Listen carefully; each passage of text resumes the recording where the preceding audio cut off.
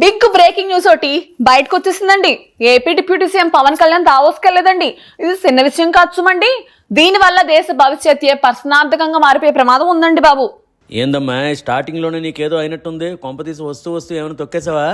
అంత లేదులే అబ్బాయి, సోషల్ మీడియాలో ఈ ఇష్యూ మీద బాగా discussion అయిపోతుందిలే.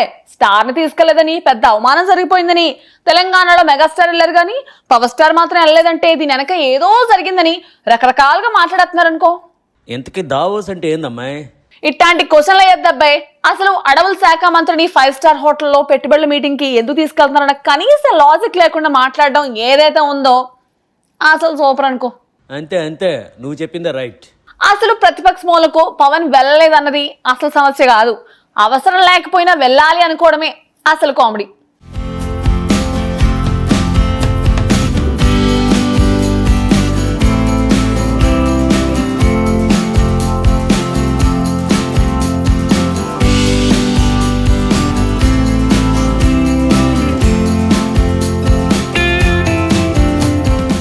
AP deputy CM Pawan Kalyan గురించి ఏదో ఒక ప్రచారం జరుగుతూనే ఉంటుంది. అన్నీ అయిపోయాయి. ఇప్పుడు ఆయన దావోస్ ఎందుకు వెళ్లలేదు అన్న ప్రశ్నలేస్తున్నారు. గత సంవత్సరం కూడా ఆయన వెళ్లలేదు. ఎందుకంటే దానికి అసలు సిసరైన కారణాలు చాలానే ఉన్నాయి. ఆయన వస్తానంటే సీఎం చంద్రబాబు అడ్డు చెప్పరని పవన్ కు సైతం తెలుసు. దావోస్ లో పెట్టుబడుల సదస్సుకు ఈసారి సీఎం చంద్రబాబుతో పాటు మంత్రి లోకేష్ వెళ్లారు. కానీ పవన్ వెళ్లలేదు.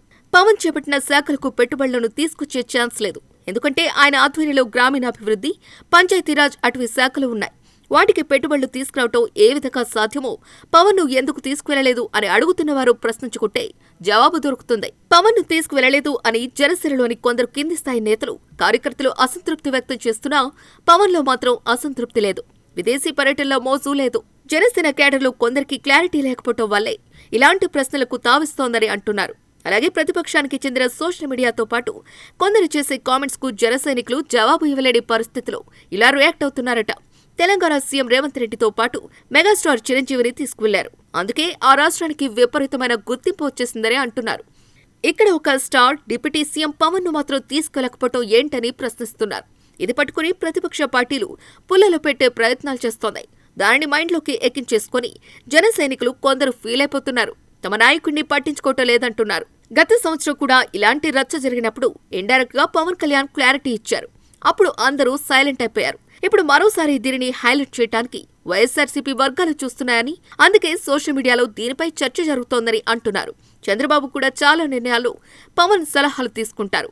అలాగే పవన్ కూడా చంద్రబాబును అడుగుతూ ఉంటారు. అలాంటప్పుడు పవన్ కు తెలియకుండా ఇవేవీ జరగవని అంటున్నారు.